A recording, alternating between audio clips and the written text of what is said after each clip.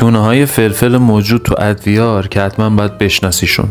اولیش بهار فلفله. این فلفل ترکیبی از عطر و طعم میخک و دارچین و جوز هندی رو بهت میده، برای قیمه بی‌نظیره. اینم تجربه یکی از مشتریامونه که مقدار سفارشش خیلی زیاد بود و من پرسیدم که برای چی استفاده میکنی؟ گفتش که قیمه رو واقعا فوق‌العاده میکنه. گونه فلفل سبز همون فلفل سیاه نرسیده است که یه عطر و طعم خاصتری نسبت به فلفل سیاه داره و یه جورایی گرونترین فلفل بازاره. دونه فلفل سیاه هم که با عطر و طعمش هممون آشنایی داریم.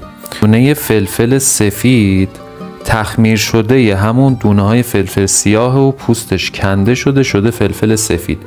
بیشتر تو غذاهایی که توش لبنیات استفاده میشه مثل سس های پاستا و کلاً سوپ ها و چیزایی که توش لبنیات استفاده میشه عالی جواب میده. توی هر غذایی هم میشه استفاده کرد. اینم عطر و طعم خاص خودش رو داره. اصلا نمیشه توضیح داد که تندیش به چه صورته، حتما باید امتحان بشه.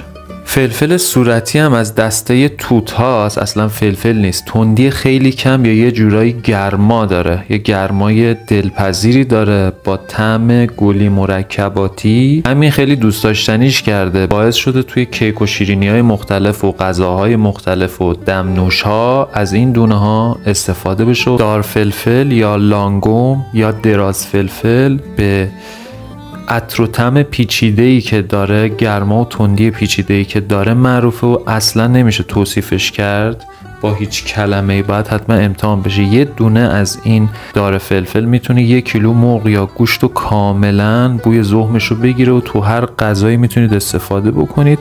خیلی خوش طعمش میکنه. به اینم میگن فلفل الوان که ترکیبی از فلفل سبز و سفید و سیاه و صورتیه که این ترکیب واقعا یه ترکیب جادوییه. میتونید توی غذاهای مختلف استفاده بکنید. اگر هم خواستید نتیجه خیلی بهتری از عطر و طعمش بگیرید، تازه آسیابش بکنید با این فلفل ساب یا گرایندر. خیلی هم کار باهاش راحته.